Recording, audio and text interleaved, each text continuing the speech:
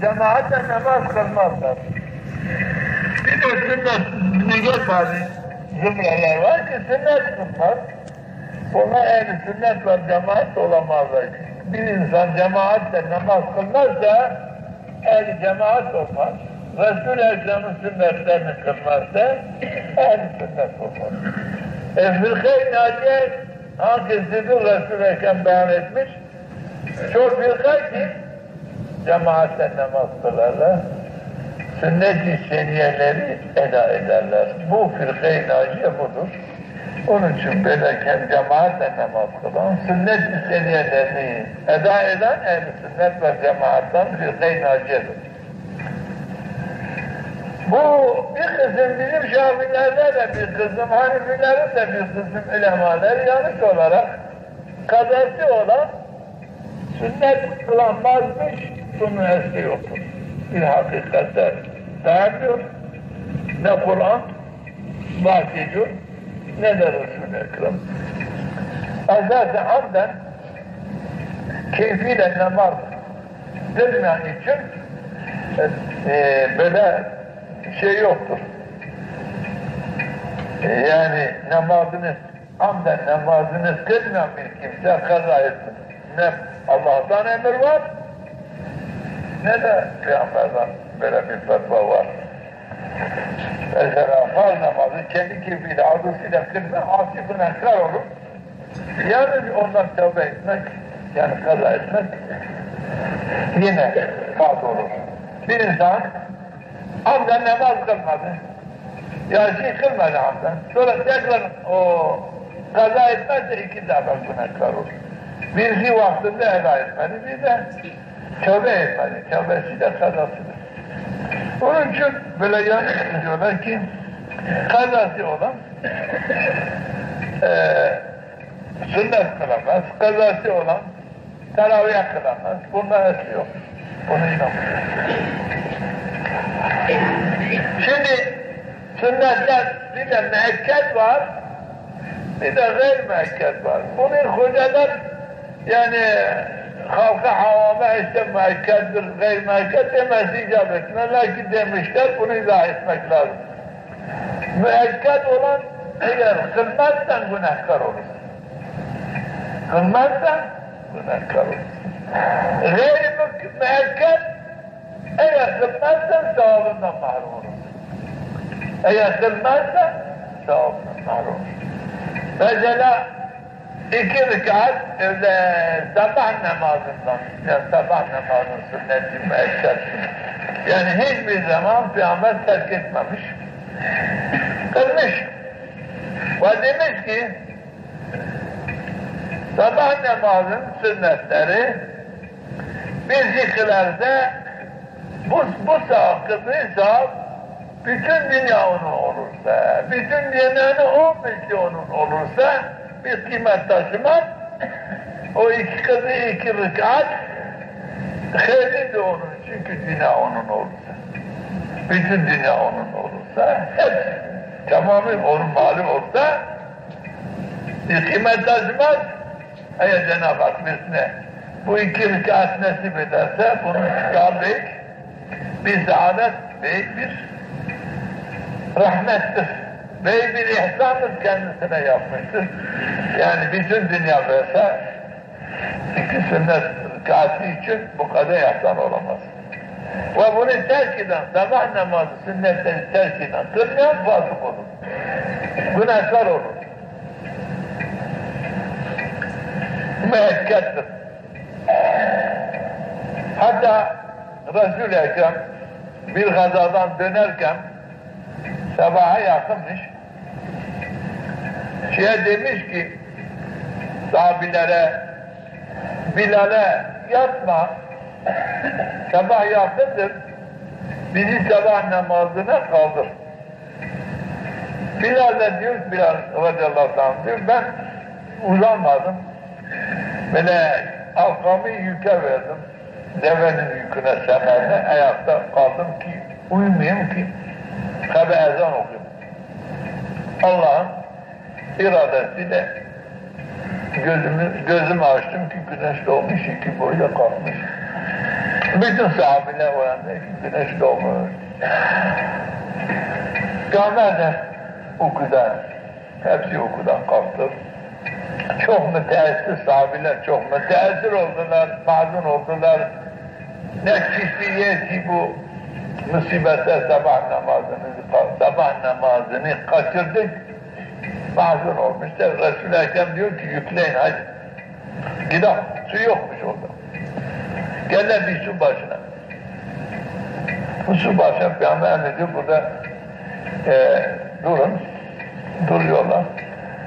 Bilal ezan okuyor. Herkes gider, abdest alır, gusül eder.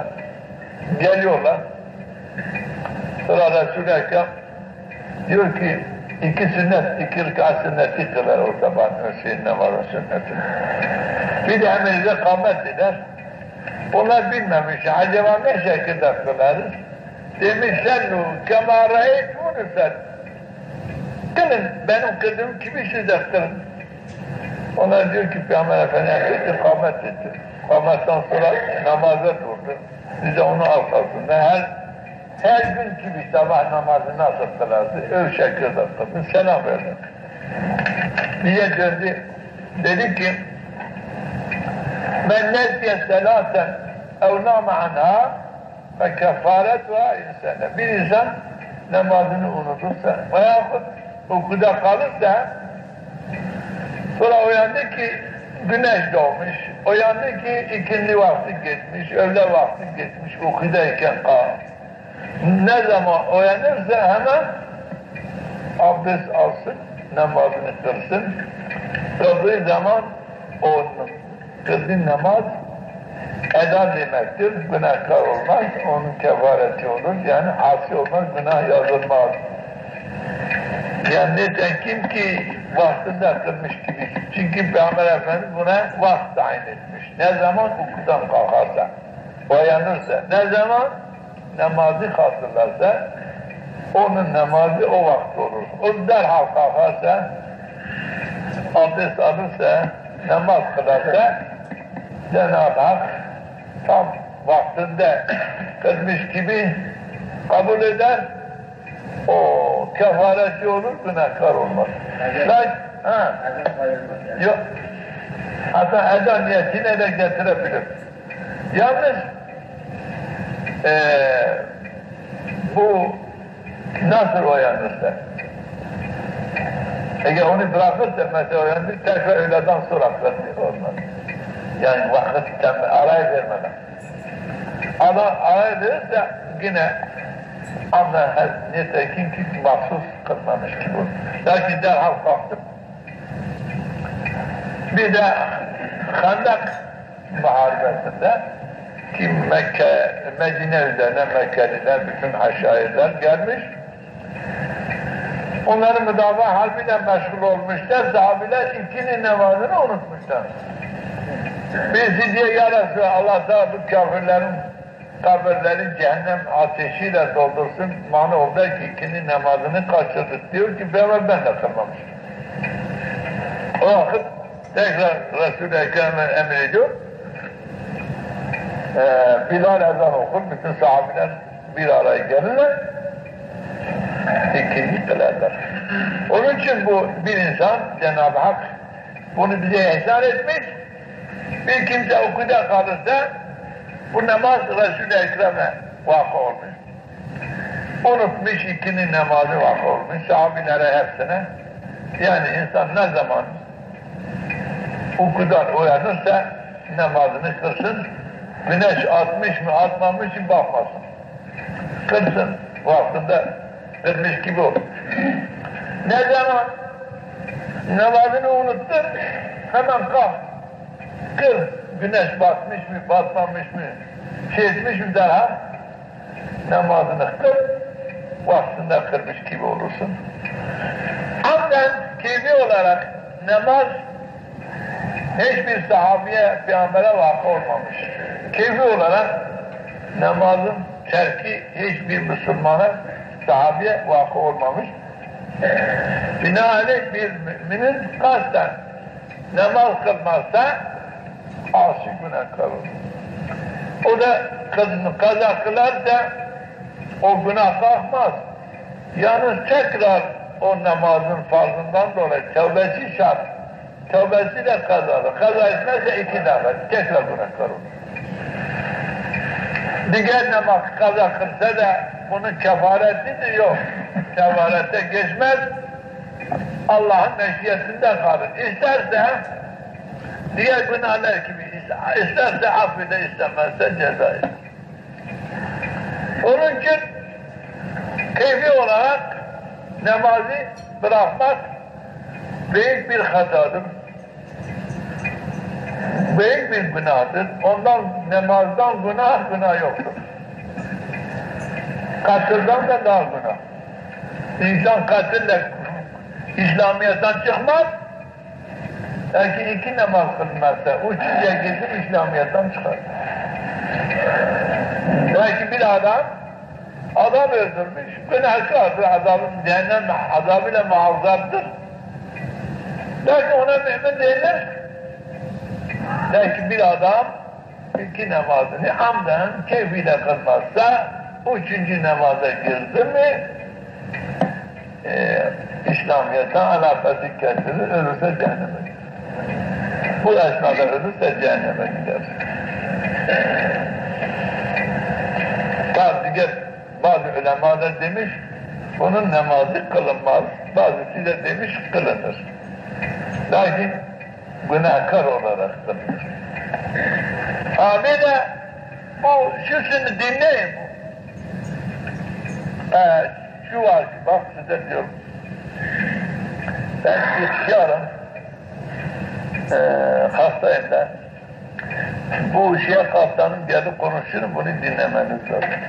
Bakıyorum bazısıyla iyi dikkatli dinlemek lazım. Sevap da ne olur? Yani burada o getirip de dikkatle dinlemezsen günah kazanırsın. Çünkü dikkatle dinlemek sana düşer, doğru, gerçek denemesiyle bana düşer. Eğer ben doğru gerçek denemezsem günahkar olurum. Eğer siz de doğru gerçek dinlemezsiniz, siz de günahkar olur. Yani ya bana da size de müşterektir. Onun için dinleyin. Bir de öğrenin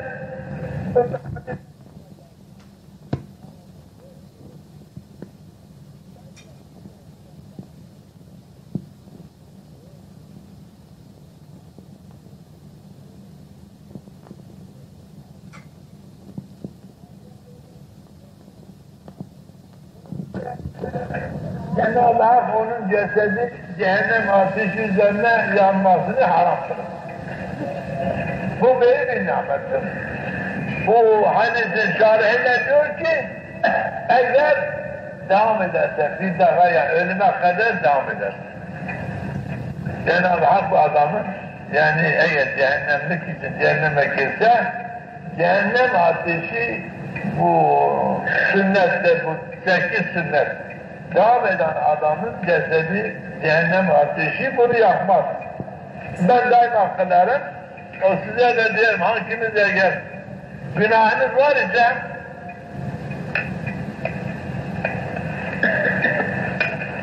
bu sünnetleri 4 yapın, 2 etmeyin. Sormuş da imamlar. Bir insan öğlenin 2 rükatını kılarsa 4'ü kılmazsa bu müjde ona var diyor yoktur. Bir amel demiştir. 2 dememiş. Onun için 2 kılan bu müjde, bu müjdeden hariçtir. Bu müjde ona şamil gelmez.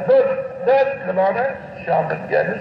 Bunu da size söyledim ki hatırınıza gelsin ki biz işittik Ümmü Habibe anamız demiş ki ben de Resul-i Ekrem'den işittim. Her kim ki öğlenin 4 rükatı. Sonra öğlenin son 4 rükatını.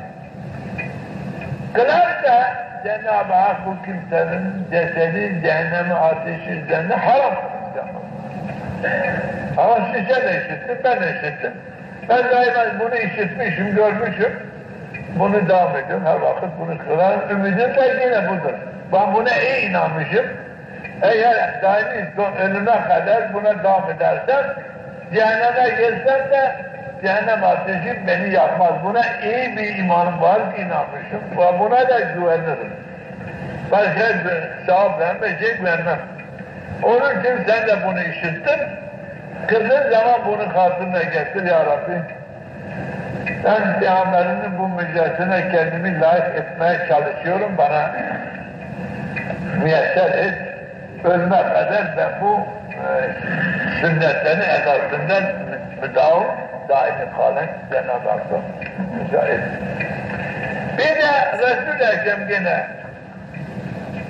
Abdullah bin Ömer radıyallahu ta'ala anhu, Hazreti Ömer'in oğlu, alim bir adam, çok sağlam, muttakim. Bir de çok hadisi rivayet etmiş. Bu diyor ki Resul-i Ekrem dedi ki Allah-u Teala Hazretleri şöyle adamlar rahmini ihsan etsin, mağfiret etsin ki ikindinin ders sünnetini kılanı. Sahipmiş. Yani ikindi namazının ön zaten dört rükât kılana mağfiret rahmet dilemiş. Rahimallahu abden. Allah-u Abdü rahmini ihsan etsin ki ikindinin dört rükâtini kadar. Diyor ki eğer bir kimse bu ikinci sünnetini kılmazsa ben ona şefaat etsem de şefaatim onu kurtaramaz. Beni helal etmiş. Bu sünneti kılmayan kimse ben ona şefaat edersem de şefaatim onu kurtaramaz. Lakin kılarsa ben şefaat eder, şefaatim onu kurtarır. Bu da büyük bir müjde. Onun için bu sünnetleri daima kılmak lazım. Eğer vasıtasıyla imam gelmiş, bakıyorsun duruyor, cemaat hazır, cemaat uyarsın, selamdan sonra bu dört rükâtını yine kılabilirsin. Selamdan sonra bu dört rükâtını kılabilirsin. Yatsı namazı da ne oluyor bence? Bir de demiş ki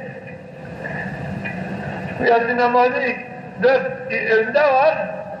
Sonra adam sağlığı geldi ama sonunda hani dört rükâtı Sonra ikidir. bir de sonunda kılmıyor. Yok, yatsıdan sonra dörtte İkinden bakamaz sünnete. Fazla durduk sünnet sonra. Hala dur şimdi mezhepli yatsıya durduk. Evet. Gelin cemaat yatsıya durmuştur. Biz imama uyarız. Artık onun vakti geçer. Sonra yatsı kılar, yatsından sonra iki rükâtı kılar. Yani o sünnet ölür. Yani kılsa da olur. Yani bunu ikmal ettikten sonra... Sünnet tuttum da ben de yani bunu ona göre söyleyeyim. Onu da onu daha vakti kılabilirsin tekrar. O son iki rükâtını kılarsın, ondan sonra onu edebilirsin. Edebilirsin. Kılmazsan da bir mesuliyet yoktur. İlla kılabilirsin. Lakin ikinci kılacaksın. Bu daha var burada. İkindiyi gene kılmıyor şimdi. Yatsıdan geldi imam farz kılıyor, hemen imama uy. Lakin imam selam verdikten sonra kalk bu dersi kıl çünkü bunda bunun müjde var. Kılana dua et. Sebebi olmuyor. Kendi kendine nafile kılarsa bu mesele. Peygamber Aleyhisselam sorduğun sonra kılmamış. Kılmış, çok kılmış. İkinden sonra çok kılmış. Daima dört kılmış. İkinden sonra demiş ki bu bir şeydir. Benim bir sebep oldu da ben ikindinin sünnetleri kılmadım. Kılmış bir böyle ikinden sonra kılmış. Ama ne sünnet değil mi? Vahdayını etmemiş. İkindinin sünnetini kılmışım diyor. İkindi sünnetini kılmış. Öyle de ikinden sonra sünnet yoktur. Yani ikinciye ait olan sünnet yok. Gayet-i mescid kılabilirsin. Başka abdest sünnetleri kılabilirsin ikiden sonra. Abdest sünnet sonra müsait mescid. Cenaze namazı. Bunu kılabilirsin. Hazret namazını kılabilirsin. İstisqa bu namazları. Bu ramuz Biraz sonra da kılabilir. Yani sünnet olarak ikinci sünneti yoktur. Sabah sünneti yok. Bu manası bu. Yani nasıl öğleden sonra sünnet-i badiye var, ikincinin sünnet-i badiyesi yok. Son sünnet. Son sünnet yok. Badiye yoktur da. Sünnet yok. İlkinde var, budur manası bu. Zengin kılınmaz, bu. Sabah namazını fardından sonra sünnete ulaşılmazsa Onu da kılacak. Kılacak derhal. Onu kılacak çünkü ona malum olur. Beyzi saati ki bir dünya kadar dünya senin olursa onun sevabını etmez. Bir de mani eşyarı var. Çünkü cemaat var. Bu cemaat yani mani olmaz ki sen fasıla girmişsin. Çünkü bu cemaat olmasaydı kılacaktın. Onun için kılmasın lazım. Her bazı insanlar demişler ki bu da var, sen eğer o sünnetleri kılmazsan da günahkar olmazsın. Mutlaka var, günahkar. Mesela sabah namı geldin, sabah namı imama uydun, 2 rekat dinlemez. Bunu kılmazsan günahkar olmazsın. Çünkü sünnet cümleye gelin, terkin insan günahkar olur. Kadar cemaat vardır. Lakin kalksan, kılsan, sevap varsa onun sevabı nail olur. Ona kılma yok ben. Başka kılmıyorum. Ben yine sabah namazını kusan dersen kılma. Sabah namazından sonra sünnet yap. Bağırdın o kadar bağırma ben yine o sabah namazının en sünnetleri kaza ediyorum. Bakın der ki hocadan kendi kurtarıyorsa hoca bağırır size bak. Öyle de hocam, ben başka sünnet kılmam, ben geldim sana kavuş baktım, sen namazdaydın. Onun için acele ettim. Sıra cemaate muhalifle namaz meşrudur. Ben sana uydum, İmam sabah namazına. Şimdi selam verdim, ben kalkar o 2 rekatimi kılarım. Ne kendim kurtarıyor da hocam, medede, hakkı da var. Başka namaz, başka sünnet yok. Bir insan, Habibe diyor, bir insan 12 rekat sünneti eda ederse, Cenab-ı Hak Hazretleri ona cennette her gün bir köşk ihsan eder. Bu namaz, farz namazların sünnetleri ki bizim malum ve meşhur olan sünnetleri kılanlar, her gün Cenab-ı Hak ona bir köşk cennete ihsan eder, senede eder 366 köşk Cenab-ı Hak ona ihsan eder. Onun için mesela bir adam 20 sene, 30 sene, 40 sene, 50 sene, 60 sene yapmış, köşkler hesabı olmaz. Zengin olur, çok köşk sahibi olur. Onun için bunları terk etmeyin. Hocam bu öğlen namazının son o 2 rekatın yani 4 tane daha iyi. 4 etmezsen bu müjde yok. Çünkü diyorlar mesela ama ben bu son 2 şeydir. Mehakkattir son. İkisi mehakkat değildir. Ben bunu kılavuzı kılmam. Evet öyledir. Lakin 4 kılmak da bu müjde var. 4'ü kılana var. 4'ü kılmayana yok. 2 kılana bu müjde yok. 4 kılana bu müjde var. Sorun bakalım bu hususta sünnetten. Öğlenin ilk 4 rekatını üzerine diyorsunuz son 2 rekatını. Son 2 rekatı. 4 kılacak. 4 kılacak. Önünde 4 kılmak lazım. 2 kılarsa olmaz. Yani evlerinden evvel de 2 kılarsa bu müjde yine yok. O evvelini de 4, sonu da 4. Evvelki zaman demir boş hoca efendi. Hani son 2 rekat. Evvelki zaman 4 demir boş hoca. Belki bazı adam var ki sen Şafilerde var. Hani Şafiler belki 2 kılardı bazı var 2 kılar. Hiç kılmaz. Yani sana değil. Akşamın da sonra yine 4 kez daha iyi. Akşam ne 2'dir? 4 Yok akşam ya. 4 yok 2 oluyor. Akşam namazı 2 sünnet var. 4 değil. 4 kılmıyor bazen. Yok, yok, yok, yok, yok, Sen o avabinsin, avabin yani. Yok avabinsin. Ben iki kılarsan dua et, dağdan sonra kalk avabin ki altı bir. İki günlük kadar buna da tövbe namazı. Avabin diyeceksin. Ders yok. İki kılarsan yaparsan yok. Peygamber emrine karşı kılaf gidiyorsun, ha? O Yasin'in son sünnet-i lekkesiyle dörtlesek daha iyi olur. Ha? Yok, o da ikidir. Öyle şarih ile yapmış. Keyfine, ben senin keyfine kafamızda iş öyle yapamayız. Yok, o Peygamber ne demiş? Bu iş kafamızda çıkmış bir iş değil, nazarımızmış öyle yapacağız. İki, dört yapmadı, iki yapacağız. Sonra kalk nafile ne kadar kırarsan, lakin Yasin'in dört sünneti dersen Peygamber'e emrine karşı gitmiş, bir iftira etmiş olursun. Ne lazım öyle iş? İki kıl, sonra kalanı ne kadar kılarsan kıl. Dört etme. Dört evvelinde var, sonunda ikidir. Peygamber öyle kılmış. Bir de vıtır, uçtur, 11'e kadar. Ki iki de Yasin'de eden 13. Böyle insan şimdi ne Peygamber Efendimiz sözünden ziyade ne de eksik. Bunları böyle yapmak lazım. Bazı kitaplar kılınırsa fazileti olur diyor. Şey yoktur efendim. Neden geldi? Başka nafile kadar bir sünnetin Yasin'in 4 rekat sünneti sonu yok. 2'dir. İki daha eklenirse. Eğer kendin yaparsan o başka bir şarah olursa o başka. Peygamber yapmamış. Dememiş. İmam Muhammed mi Allah'ın? Kulağım ben işitmem, ben kendim işitmem. Çünkü ben yok, ben benim şeyim muhteberdi, biliyorsun ne için? Ben Bağdat'ta Külliye-i Azimiye ki cami arkasında medresesi vardı, bir Külliye-i Azimiye. Üstün 6 sınıftı. Ben imtihanla 4. sınıfa beni aldılar. 2 sene de orada okudum. Ki tamamen fıkıh, tafsir, hadis, o daimi 5 vakitte onun camisinde.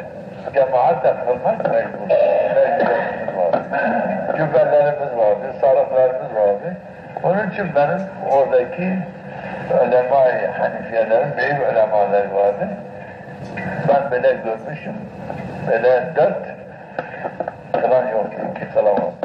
Yatıdan sonra 2 kılan vardı. Ben öyle şimdi de fark etmem ki ben Hanifi kitaplarında böyle yatıdan sonra 4 rekat kılacaksa ona da rastlamamış. Ya bir şey diyemem, ben kendim rastlamamış. Kılınırsa sevabı var. Yok, ben şimdi var ki kaidedir, Resulü yoktur. Resul-i Ekrem'in kılmadığı, emir etmediği bir şey senden olamaz. O da nafile, o nafile kıl. Sabaha kadar 500 rekat kıl, buna nafile denir. Mağla sebebe daha. Mesela ben kalkarım, sabah namazını 4 yapam, 6 yapam. Sünneti de 2'dir. Yok ben sünneti 6 rekattan fazla yaparım. Yok Öyle yapanlar. Olmaz ha. Eskiden benzer Yok işi kendi avlusuyla yaparsa sağ saymaz. Ben şimdi kalkarsam ben iyi kılarım. Edebilirim ben sabah sünneti 2 değil. Ben 6 yaparım. 4 ya yok olmaz. Fazla 2 yer. Başka yok. Sabah namazı 2 emir etmemiş. Emir de etmemiş. Sünnet olamaz. O onun hayırın cinsinden bir evlat kendi kendine. Lakin desek Peygamber demiş, günahkar olur. Lakin bu da sağlıklarından sabaha kadar kalır, namaz kılarım. Sünnet kılarım, Allah için namaz kılarım, nafile kılarım. Bu arkadaşın Yasin namazını kıldık, farzı kıldık. Sünnet-i mevkiye geldik. Onu 4 rekat değil mi efendim? Yok, 2. Yok değil ama müsaade etmemek hocam. Ben onu sordum şimdi, yok dedi müsaade. Ben söyledim de. Ben soru söyledim. Yok dedi. 2 rekat kıldık. Evet, bak. Ama Burada 4 saat falan var. Hani şimdi Yok, lüzum yoktur. Açıklamaya Sonra şey yaptı, niyeti evvabı getir. İki akşam namazı sünneti, o iki de evvabı. İkinci rükat. şu adam her vakit için bu Yasin namazının Yasin namazının son 2 saatinin 4 lira. Çok Yok orada. çok var. Bir şekilde. O ederse başka, yani siyasi sünneti diğer yok. Müsaade etsene Ramazan. Sünneti yok. Kur'an anlasın bir daha. Kur'an anlasın. Kendi kadı değil, sabah verin. Nafile günü sabah verin. Anlatsın. للمسلم بشكل دائم أن يلازم الذكر في كل حال. Sünnettir, mümin için daimi olarak kendine mülazimet, zikri kendine mülazimet etmeli, arkadaş etmeli. Fi kulli hal. Ne halde olsa, ayakta, yerde otururken ne halde olsa. Mutlak. La yezâl zâil olmasın lisânüke rabben min zikrillah. Allah'ın zikrinden dinin hali olmasın. Kuru olmasın yani daima yaşı olsun, daima Allah'ın zikri yapsın. Kâne Resulullah sallallahu aleyhi ve sellem. Resul-i Ekrem sallallahu aleyhi ve sellem. Yazkurullah. Allah'a zikir eder mi?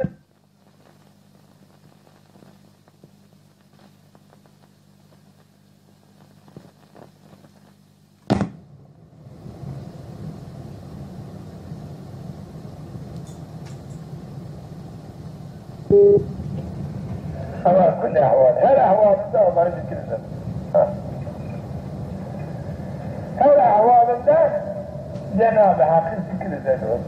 Onun için sen de her halinde Allah-u Teala zikir et.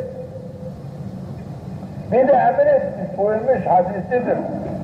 Ceddidû imanekum. İmanınızı tazeleyin. Kıyla ya Resulallah, keyfe tüceddidü imanına? Biz imanımızı nasıl tazeliyoruz? Emrediyorsan tazeleyin. Kâle üksürû min zikrillah ilahe. Allah ilahe illallah çok söyleyin. Çünkü bununla imanınız kaviler artar, etikadınız kavi olur Allah'ın zikriyle. Onun için daima imanınızı Allah bu kelime-i tevhid ile tazeleyin emretmiş. Ve kâlallahu Teala Cenab-ı Hak buyurmuştur. İnne fî halkis semâvâti vel ardı ve ihtilâfil leyli vel nehâr le âyâtun li ulil elbâb ellezîne yezkurûnallâhe kıyâmen ve ku'ûden ve alâ cunûbihim ve yetevekkerûne fî halkis semâvâti vel ardı. Bunu bahsediyor, diyor ki Cenab-ı Hak diyor ki sizin için, akıl-ı selim için semavatın yerin halkında, yaratmasında, hılfiyatlarında gecenin ve gündüzlerin böyle muhtelif oldukları kısalıyor, uzanıyor. Bu gece şeylerin, gündüzlerin ihtilafında sizin için Cenab-ı Hak akıl sahibi olanlar için Cenab-ı Hakk'ın büyük bir kudret kuvveti vardır. Eğer düşünürseniz, tefekkür etseniz Cenab-ı Hakk'ın birliğine, kudret kuvvetine, nimetlerine sizin için kafidir. Çok kimseler ki Allah'ı ayakta anarlar. Ve otururken ve ala cunubun mesela uzanır sağ tarafında, sol tarafında ya da arka üstü bile bu şekillerde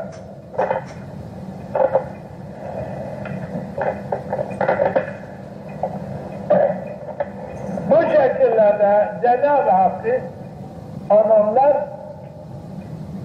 yani ehl-i saadet olurlar. Yani demin söylediğimiz her ahvalda Cenab-ı Hakk'ı zikrini yap.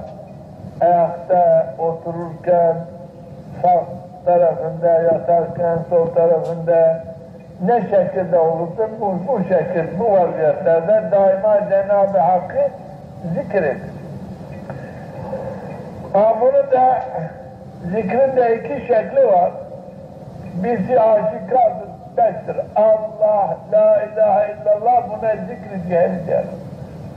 Bir de kendisi ister, kendisine gelir, başkasına gitmez. Buna da zikri, hafif zikri sırrı diyorlar. Yani bazı yerlerde var ki bu zikri cehri yapmak caiz değildir. Kişinin bir burada vaaz ediyor yani ayet-i hadis okur insan. Bunu başka burada zikrederse caiz değil. Çünkü mana olur bırakmaz kişi de. Mesela cemaat namaz kılıyor. İmam durmuş namaz. Birisi bu camide zikrederse cehri 5-6 kişi ya bir kişi ya Kur'an okursa veya cehr ederse caiz değil. Çünkü cemaatin huzuruna mana olur. İmamın ise işitmesine mana olur. O vakit de caiz değil. Bir de Kur'an-ı Kerim okunur. O vakit zikir etsen halkı çünkü etsin halkı Kur'an'ın sesinden mahrum edersin. Caiz değil. Bir de çarşılarda dolaşıyorsun, halk konuşuyor. Hamamlarda, kahvelerde, pislik olan yerlerde, sonra arayı eden, bu gibi vaziyetlerde, abdesthanelerde, böyle pis olan yerlerde cehren zikir etmek caiz değil, Kur'an da okumak caiz değil. Eğer bunların haricinde olsun, caiz sağ. O vakit ne yaparsın camiye bu böyle şekilde? Kendin işitecek kadar veyahut da kalbinde Allah Allah dersin veyahut da kendi işitecek kadar ki sesin sana gelsin başkasını meşgul etmezse yaparsın, başkasını meşgul ederse, başkasını dinlemesinden mani olursa, men ederse o vakit senin cehren caiz değil, bir sevap yoktur, günah alırsın. Onun için bu şekilde başka yoktur. Lakin mesela yolunda gidiyor, bir mani yoktur. Çok büyük sevaptır ki ayakta otururken yanlış sağ sol. Bir dervesindeyken diyor ki siz ne zaman rüya okunuzda uyanırsanız böyle deyin. La ilahe illallah sesini kabarlar. La ilahe illallah üç defa bir sesin bile bir kabar ses olsun ki şeytan senin evinden geçsin. Bu sesle diyor melaikeler gelir. Bu senin sesinle melaike senin evine dolar. Şeytanlı olan şeyler kaçar. Onun için ne kadar uykudan uyandın mı ev senin olsa başkasının evi olmaz. Ev seninse, çoluk çocuk seninse La ilahe illallah böyle üç defa söyle, bu çok büyük bir sevaptır. Yani zikrullah her şey üzerinde olur. Bazısı eğer değerse bu sen kaldırırsın. Bu da nakşidir. Kaldırırlar, beklerler. Nakşiler o söz doğru değil. Çünkü Kadrilerden evvel, Nakşilerden evvel sahabeler vardı. 400 sene Kadri'den evvel, Nakşibendi'den 600 sene evvel. Müslümanlar vardı. Ne Nakşidiler, ne Kadri'diler. Onun için aşkara zikirden de var. İddetçe söyleyen var. Kendini işitecek zikir eden de var. O dudakları birbirine tutan, kalbinde Allah diyen de var. Bunda hepsi sevaptır. Hepsi de hayırdır. Günah yoktur. Kimse bunu men etmez. Dediğim gibi bu hallerde olmazsa cehri zikir yapabilirsin. Lakin Bu ahvallerde olup da cehri zikir yaparsan bu senin zikrin sahip değil. Mesela şimdi birisi Kur'an burada okursa onun Kur'an'ı caiz değildir. Çünkü biz burada gelmişiz nasihat dinleriz. Bu nasihat da farz-ı hayndir, farz-ı kifayedir. Ki dinlemek, Peygamber Efendimiz'in mesela hadisini mana etmek, Kur'an'ı ayetlerini mana etmek, o da farz-ı kifayedir. Biz şimdi burada kalsa Kur'an okursa bize mana olur. O vakit der ki senin Kur'an'ın caiz değildir. Çünkü burada vaazdır. Biz vaazımızı bitirelim, ondan sonra okuyup dinleyelim.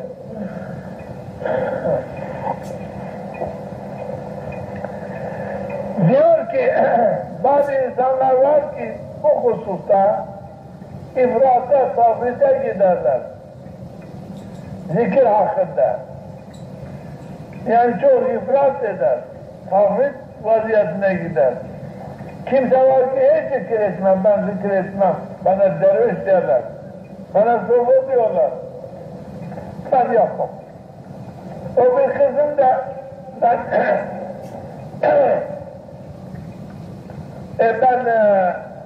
başka bazıları bir şeyler dinlemem, ben hoşuma gitmez. Zikir çok, yalnız zikir bana hoşuma gider. Sünnetleri bırakır, farzları bırakır, vacip olan bir şeyleri bırakır. Allah Allah diye geçer, namaz vaktini geçirir, namaz kılmaz, kalkar zikir eder. O da olmaz. Namaz kılmaz, zikir eder. Namaz kılmaz, dervişlik eder.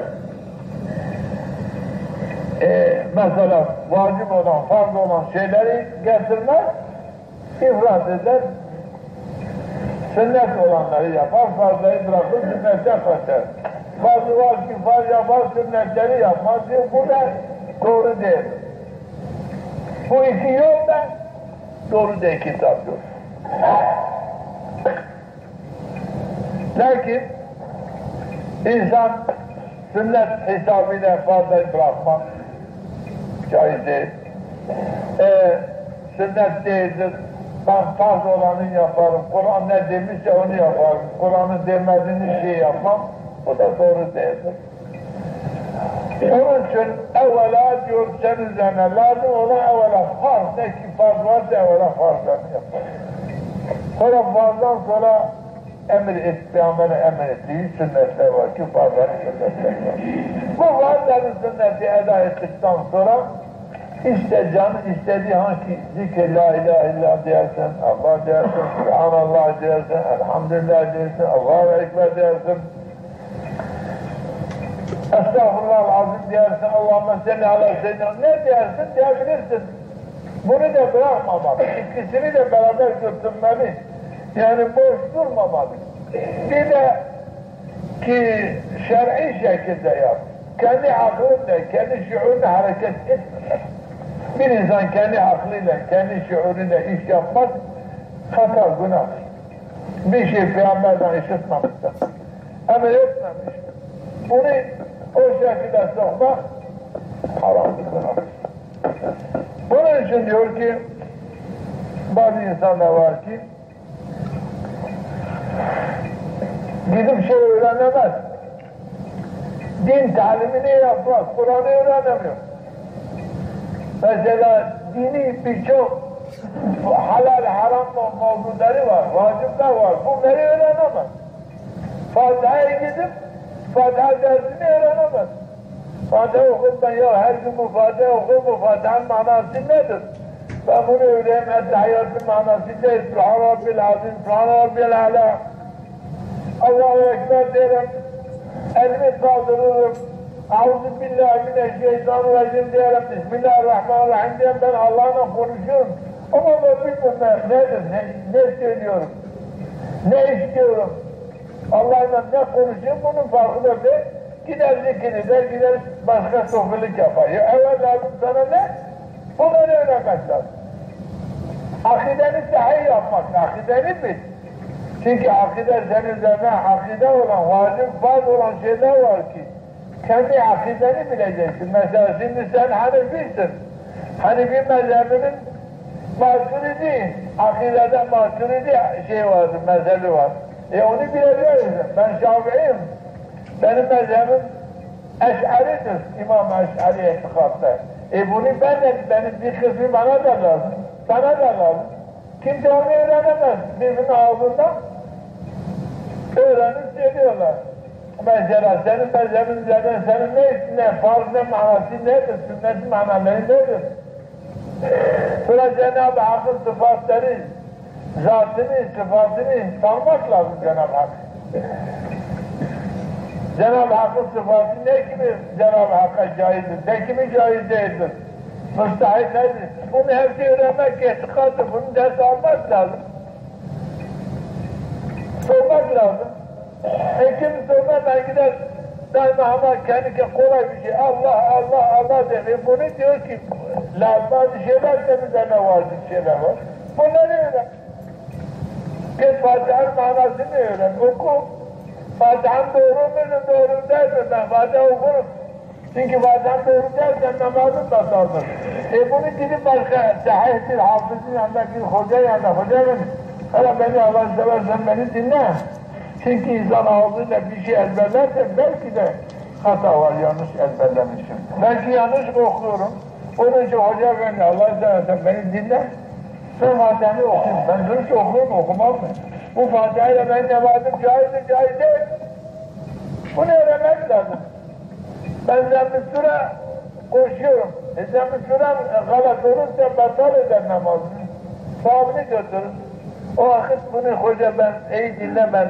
Hele Kul Avzu Rabbil Felak'ı güzel okur mu? Okumam. Kul Vallahi okur mu? Bana namazda ezberlediğim sureleri daima onu geçirmek lazım. Her hafta kaç günde bir defa ümiyse hoca yanına gider.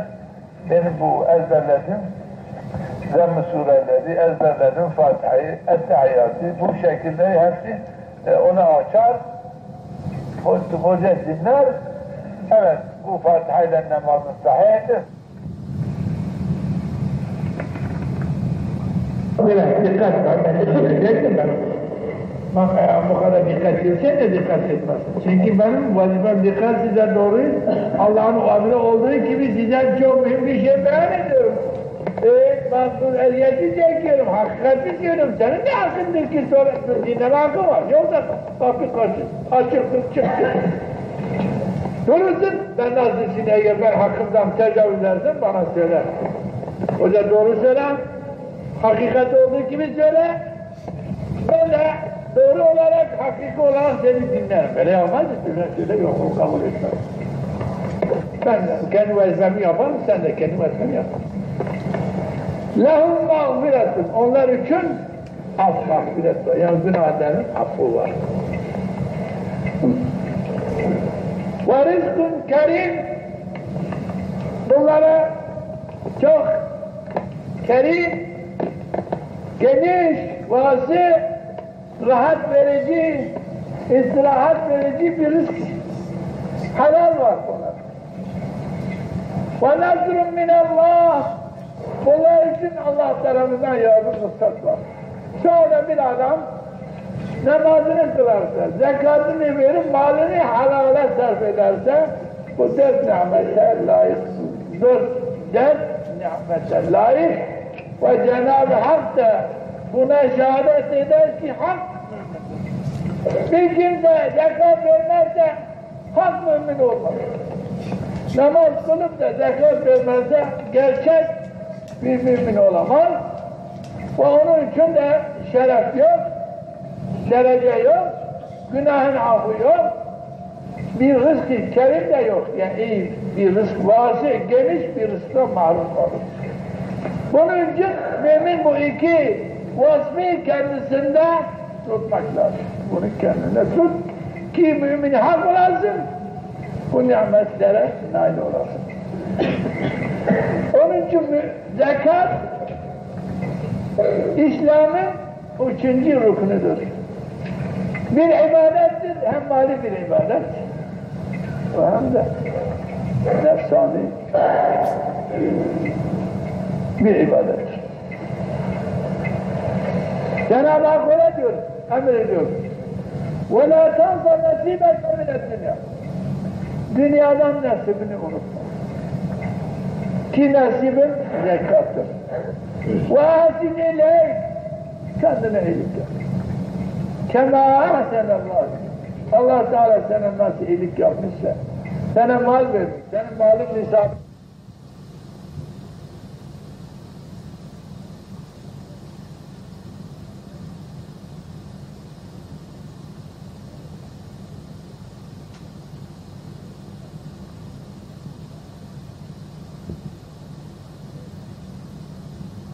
Senin bu malının devizidir zekat.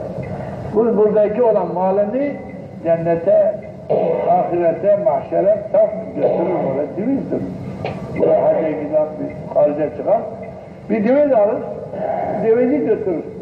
Biz de bu dünyadan ahirete devizimiz zekattır. Ben bu malımı nasıl, bu bodamı nasıl cennete, mesela mahşere, teraziye götüreyim? Bunun devizi bu 4 teneke buğday. Onun için Cenab-ı Hak diyor ki وَلَا تَنْسَ نَسِيبًا Bu dünyadaki nasibin bu zekattır. Bu dünyanın varlığındaki sana verdiğiniz zekattır. İyilik yap kendisine, Cenab-ı Hak kendine iyilik yap, Cenab-ı Hak sana iyilik yapmıştır. Onun için yap. Mesela iyilik yapmış sana 40 teneke buğday vermiş. Misal. Bu 40 tenekedeki nasibin bu 4 tenekedir. Bu 4 tenekeyi verdin mi, bu 4 teneke senin 40 tenekeni mahşere gittiğiniz zaman Resul-i Ekrem diyor, teraziye durursun, bu 40 teneke buğdanı hiçbir habis şaşmadan, noksan olmadan o tamam buğdayı orada bulursun. Bu buğday dünyada en birinci buğday şeklinde geliyor. Ki en birinci bir teneke, gaz tenekesi 22 kilo çıkar. Buğday hep bu şekilde teraziye girer, sahibi olarak tartılır, günahlarını yok eder. Sahabını ağırlaştır, seni cennete götürür. Eğer vermezsen, melaike bu 4 teneke buğdayı senin sırtına verir Resul-i Ekrem diyor. Senin sırtınla sol taraftaki götürür teraziye, sırtınla o teraziye koyar, senin günahın fazlalaştırır, sevabını eksik gider, cehenneme götürür. Onun için Cenab-ı Hak diyor ki وَلَا تَنْزَ نَسِيبَكَ مِنَ Dünyadan nasibini unutma. Resul-i Ekrem diyor ki Cenab-ı Hak sana 40 tane keçi verdi, ya koyun verdi.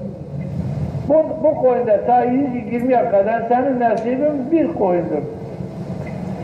O 120 koyunun devizi bir koyundur. Sen bir koyun versen kıyamet gününde 120 koyunu orada mevcut bulacaksın. Çünkü en besli, en güzel şekilde bulacaksın. Bu 120 koyun teraziye, paskıla gider, tartılır. Olursa senin sevabın artar, günahın yok eder, cennete gider. Eğer vermezsen Resul-i Ekrem diyor, melaike senin sırtına verir o koyunu, o keçiyi. Terazi son tarafına götürür, günaha girer, tartılır, günahkar olur. Bu koyunların seni bulur mahşerde, bulduğu zamanki zekatı vermeyeni tepeler altına alır, ayakları altından çiğner gidip ta kıyamet bitince kadar bu hal başına getirir. Rüsva eder. Resul-i Ekrem diyor ki, ey mümin utan! Kıyamet gününde bu alem içinde kendini rüsva etme. Yükünü sırtınla taşıma. Çünkü ateşe, cehenneme meykara olma. Sırtınla günahını taşıma. Çünkü müminsin Allah'a inan. Diyor ki böyle taşıyanlar Müslüman cemaati, mahşerdeki halk. Ulan sen hiç bu günaha inanmadın mı? Sen bu günaha hiç imanın yok mu diye? Utanmıyorsun bey bu günahlarını sırtına almış. Bunu nereye gidiyorsun? Biliyorsun nereye? Cehenneme gidiyorsun. Almışsın. Sen Müslüman niye Allah'a Peygamber'e inanmadın bu felaketi başına getirdin? Yüzüne tükürük. Kendini utandırma oraya. Kendini rüsva etme. Zekatını ver. Onun için zekat büyük bir saadet. Resul-i Ekrem diyor ki mahşer gününde bazı insanların günahı dağlar kadar var. Ühud dağı kadar belki acılar görmüşsün. Bu dağ kadar günahlar böyle yığılır, cisim olur. Çünkü günah olur, cisim sahipte cisim olur. Bu cisim, insan diyor ki ya bu günah, sahabi bir insan bu cennete gider mi? Böyle Ühud dağı kadar günah var. Bu günahın sahibi artık cenneti yüzünü görür. Sonra namazı gelir, zekatı gelir. Teraziye girer, o Ühud dağının kadar günahı yok eder cennete. Diyor ki, bazı insan var ki sahabeleri Ühud dağı kadar sahabi var, hayır var. Lakin insan diyor ki bu hayır sahibi olan bu daha cehenneme gider mi? Sonra diyor ki zekatı vermem, namaz kılmamış, bu günahlar gelir, o bir tarafa gider, bu hayırlar etki yok eder, cehenneme gider. Onun için Vallahu ya'idukumul mağfire, Cenab-ı Hak zekatın vermesiyle sizi mağfiret vaat eder. Zekatını ver, seni affeder. Çünkü o malını getirir, orada olur, sahip tartılır, günahın azabından kurtulursun. Bize affını vaat eder. Ve şeytanı ya'idukumul hak. Şeytan da diyor zekatını mesafir olursun. Şimdi şeytanın sözüne inanıp da Cenab-ı Hakk'ın vaadine inanmayan adamın yeri var mı? Ya Müslümanları var mı? Bir kimse ki ben sizden sorayım. Bak tekrar size söyleyeyim. Cenab-ı Hak diyor Kur'an'da Vallahu ya'idukumul mağfire. Sizi zekatın vermesiyle affını size vaat ediyor ki ben sizi affederim eğer zekatınızı verirsem. Ve şeytanı ya'idukumul fakr. Şeytan diyor verme fakir olursun ya. Senin alnının teridir. Çalışmışsın. Bu 4 teneke buğday niye verirsin? Sana 100 tane buğday daha lazım. O da senin kimi çalışsın. Senin buğdayla mı? Aldırma vermeden. Kim var? Kim almış? Allah'ın malıdır. Eli malı mıdır? Onun babasının malı mıdır? Allah büyüktür Allah. Gafur Rahim'dir. Allah bile ufak şeylerle uğraşmaz. Diğer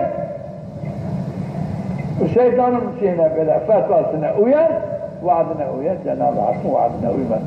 Şimdi bir insan sizden sonra Allah'a inanmayıp da şeytana inanan bir kimsenin cennete yeri var mı? Onun için zekatını verir. Zekat insanın büyük bir rükundur. Zekatını vermeyen bir kimse Cenab-ı Hak yalancı bir mümindir. Namazını kılıp da zekatını veren doğru hakiki bir mümin. Hakiki mümin olduğu vakit dedik onun derece var, şeref var, azizlik var. Bir de günahların affı var, bir de rızk-ı kerim var hem cennette hem dünyada. Bir de zekat insanın malını arttırır. Memleketleri imar eder. Senin tarlana gübre gibi kuvvet verir. Malına her şeyine. Bunun için zekatın birçok faydaları var. Zekat vermeyen memleketi imar olmaz. Harap olur. Arazisi verimli olmaz, verimsiz olur. O bereketli olmaz, bereketsiz olur. Ne yapsan hepsi gözü dar, aç. O mesela Hazreti Ömer zamanında bir tek teneke buğday ekerlerdi 700 verirdi. Bir teneke, bir ölçek ekseri 700 ölçek kaldırırdı. Bir ağaç ne kadar çiçek açsaydı bir tek çiçek düşmezdi, tamamen meyve olurdu. Hiçbir şey, bir koyun katiyen kısır kalmazdı. Senede 2 tabak derdi, yani kuzulardı, yani kısır kalmazdı. Bir de 2, 3, 4 kadar getirirdi, ekiz getirirdi. O hiç de bunlar ölmezdi, ne bıdağı ölürdü, ne oğlakı, ne kuzusu, hepsi sağlam kaldı. Öyle olmuştu. Bir adam diyor, Benim bir dedem vardı. Ben dedemi ihtiyacı daha beslemedim, götürdüm, dağa verdim. Gitti. 15 sene sonra bana herkes söyledi ya dağda büyük bir deve sürüsü var. Bunun sahibi yok mu? Kimse sahip çıkmıyor. Ben de işittim dedi, hele ben gideyim, belki ben o ihtiyar devem olmaz. Gittim evet benim dağım, benim o ihtiyar deve ki daha olmuştum evden. Dağda kalmış 15 sene 100 deve olmuş. 100 deve olmuştur. Ben o develerimi getirdim. Ne kimse sahip çıkmış, ne kimse de diyordu. Benim malımdır. Ben sonra getirdim, bu kaç senenin zekatını verdim. Yani İslamiyet, bir insan, bir millet namaz kılarsa, zekatını verirse, o memleket, o yer, imar olur, abad olur, zengin olur, hiç kimse kim bir şeye ihtiyacı kalmaz, kimse kimsenin malında gözü kalmaz, kimse eli uzatmaz. Böyle Medine Hazreti Ömer zamanında 1,5 milyon nüfusu var. Bu 1,5 milyon ne mahkemesi vardı, ne mahkemesi vardı, ne kadısı vardı, ne polisi vardı, ne belediyesi vardı, ne doktoru vardı, ne bir şeysi de yok. Belki hiçbir şey de yoktu. Ne cinayet vardı, ne hasta vardı, hiçbir şey yoktu. Ne pislik vardı. Bununla yaşıyordu. Onun için İslamiyet bir insan ki namazını kılarsa, zekatını verirse, zekat da buna öşür diyorlar. Öşür ya onda birdir. Buğdanın zekatı onda birdir. Öşür verirlerdi. Peygamber Efendimiz zamanında tahsildarlar gidip öşürü getirirler. Tepede Müslüman ne zekat var, tahsildarlar vardı, toplar getirirlerdi. Sıdîk ve Hazreti Ömer, Hazreti her zaman vardı. Ta bizim padişahlara kadar, Sultan kadar da vardı. Padişah gelirdi, tahsildarları vardı. Bir de eşya vardı, satıyorlardı, müzayeden çıkarırlardı.